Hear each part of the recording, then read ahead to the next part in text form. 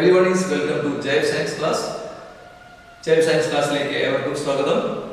Are you familiarized with these chemicals displayed in the screen? These chemicals are utmost importance in the agriculture and industrial sector. Hence, they are produced in large quantities. That means we can prepare commercially these chemicals. We shall familiarize ourselves with the production of the method of production of these type of chemicals, and we also discuss about the concept and principles follow in the production of these chemicals. Ladies and gentlemen, principle is what among them? Laboratory preparation of ammonia ആണ്. Ammonium ക്ലോറൈഡും calcium hydroxide എടുത്ത് ചൂടാക്കുകയാണ് ചെയ്യുന്നത്. അതിൽ നിന്നുണ്ടാകുന്ന ammonia നേരെ താഴെ ഈ drying ടവറിലേക്ക് പോകുന്നു. Calcium oxide അതിനെ ഡ്രൈ ചെയ്യുന്നു. നേരെ ഗ്യാസ് ജാറിലേക്ക് അമോണിയ കളക്ട് ചെയ്യുന്നു. This is one of the amazing experiments related to the physical properties of ammonia. From this experiment, we can get the correct informations about the physical properties of ammonia. ഫിനോൾത്തിലാണ് ചേർക്കുന്നത് വെള്ളത്തിലേക്ക്. ഇവിടെ piston ഒരു syringe ഉപയോഗിച്ച് അതിൽ വെള്ളം നിറച്ചിരുന്നു. സിറിഞ്ചിൽ വെള്ളമുണ്ട്. പെട്ടെന്ന് നമ്മളതിലേക്ക് pump ചെയ്യുമ്പോൾ ഇൻജെക്ട് ചെയ്യപ്പെട്ട വാട്ടറാണ് റൗണ്ട് ബോട്ടം ഫ്ലാസ്കിലേക്ക് ആദ്യം എത്തുന്നത്. റൗണ്ട് ബോട്ടം ഫ്ലാസ്കിലുള്ള അമോണിയ പെട്ടെന്ന് ഈ വെള്ളത്തിൽ ഡിസോൾവ് ചെയ്യുകയും ലയിക്കുകയും അതുമൂലം റൗണ്ട് ബോട്ടം ഫ്ലാസ്കിനുള്ളിലെ മർദ്ദം പുറമേയുള്ള അന്തരീക്ഷ മർദ്ദത്തേക്കാൾ കുറയുകയാണ് ചെയ്യുന്നത്. ഇതുകൊണ്ടാണ് കുറഞ്ഞ മർദ്ദത്തിലുള്ള റൗണ്ട് ബോട്ടം ഫ്ലാസ്കിനുള്ളിലേക്ക് അതായത് ഈ ജലം തള്ളിക്കയറുന്നത്. അങ്ങനെയാണ്. We can conclude the properties of ammonia get from different observations of different experiments. Here we display some of the accidents related to the ammonia, and this is the rescue operation.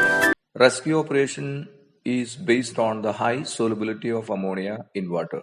Ammonia ആണോ എന്ന് സംശയിക്കുന്ന സൊല്യൂഷന്റെ മുകളിൽ വെക്കുകയാണെങ്കിൽ ഇവിടെ നമുക്കറിയാം ammonia solution തന്നെയാണ്. ആ ബോട്ടിൽ അങ്ങനെയാണ് വെക്കുമ്പോൾ നമുക്ക് കാണാം ഒരു വൈറ്റ് ഫ്യൂംസ് കാണാം. അത് അമോണിയം ക്ലോറൈഡിന്റെ പ്രസൻസ് ആണ്. ആ വൈറ്റ് പ്രസിപ്പിറ്റേറ്റ് കാണുന്നത് അമോണിയം ക്ലോറൈഡിന്റെ പ്രസൻസ് ആണ്.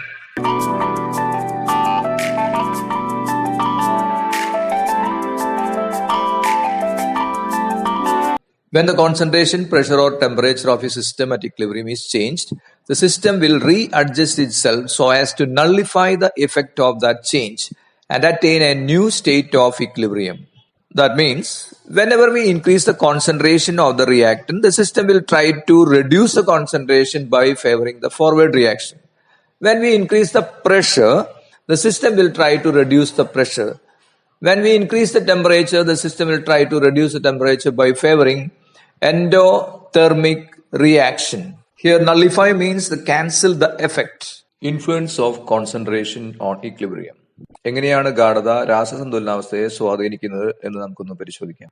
Whenever we increase the concentration of the reactant side, the system will try to reduce the concentration by favoring forward reaction. That means more reactants react together to form product. In this way, the system tried to reduce the concentration. As a result, the rate of forward reaction increases. അഭികാരങ്ങളുടെ ഗാഢത വർദ്ധിപ്പിക്കുമ്പോൾ വ്യൂഹം അതിന്റെ ഗാഢത കുറയ്ക്കുന്നതിന് വേണ്ടി കൂടുതൽ അഭികാരങ്ങൾ കൂടി ചേർന്ന് ഉൽപ്പന്നങ്ങളായി മാറുന്നു. അതായത് പുരോപ്രവർത്തനത്തിന്റെ വേഗത വർദ്ധിപ്പിക്കുന്നു. Whenever we decrease the concentration of the reactant, what will happen? The system will try to increase the concentration by favoring backward reaction. That means more product will decompose back into reactant. So that will favor the backward reaction. ഇനി അഭികാരങ്ങളുടെ ഗാഢത കുറയ്ക്കുകയാണെങ്കിൽ വ്യൂഹം അത് വർദ്ധിപ്പിക്കുന്നതിന് വേണ്ടി പാശ്ചാത്യ പ്രവർത്തനത്തിന്റെ വേഗത വർദ്ധിപ്പിക്കുന്നു. അതായത് കൂടുതൽ ഉൽപ്പന്നങ്ങൾ വിഘടിച്ച് അഭികാരങ്ങളായി മാറുന്നു. Whenever we increase the concentration of the product, the system will try to decrease the concentration by favoring backward reaction. ഇവിടെ ഉൽപ്പന്നങ്ങളുടെ ഗാഢത വർദ്ധിപ്പിക്കുകയാണെങ്കിൽ വ്യൂഹം അതിന്റെ ഗാഢത കുറയ്ക്കുന്നതിന് വേണ്ടി കൂടുതൽ ഉൽപ്പന്നങ്ങൾ വിഘടിച്ച് അഭികാരങ്ങളാക്കി മാറ്റുന്നു. അതായത് പാശ്ചാത്യ പ്രവർത്തനത്തിന്റെ വേഗത വർദ്ധിപ്പിക്കുന്നു. Whenever we decrease the concentration of the product, the system will try to increase the concentration of the product by favoring forward reaction. ഇനി ഉൽപ്പന്നങ്ങളുടെ ഗാഢത കുറയ്ക്കുകയാണെങ്കിൽ വ്യൂഹം അത് വർദ്ധിപ്പിക്കുന്നതിന് വേണ്ടി കൂടുതൽ അഭികാരങ്ങൾ കൂടി ചേർന്ന് ഉൽപ്പന്നങ്ങളായി മാറുന്നു. അതായത് പുരോപ്രവർത്തനത്തിന്റെ വേഗത വർദ്ധിപ്പിക്കുന്നു. So to increase the rate of forward reaction, we can either increase the concentration of the reactant or decrease the concentration of the product. അതായത് പുരോപ്രവർത്തനത്തിന്റെ വേഗത വർദ്ധിപ്പിക്കാൻ വേണ്ടി ഒന്നുകിൽ അഭികാരങ്ങളുടെ ഗാഢത വർദ്ധിപ്പിക്കുക, അല്ലെങ്കിൽ ഉൽപ്പന്നങ്ങളുടെ ഗാഢത കുറയ്ക്കുക. To increase the backward reaction, either we can increase the concentration of the product or decrease the concentration of the reactant. ഇനി പശ്ചാത്തലപ്രവർത്തനത്തിന്റെ വേഗത വർദ്ധിപ്പിക്കാൻ വേണ്ടി എന്തൊക്കെ നമ്മൾ ചെയ്യേണ്ടതായിട്ട് വരും? ഉൽപ്പന്നങ്ങളുടെ ഗാഢത വർദ്ധിപ്പിക്കുക, അല്ലെങ്കിൽ അഭികാരങ്ങളുടെ ഗാഢത കുറയ്ക്കുക. Complete the table by writing the effect of change in concentration in the system at equilibrium.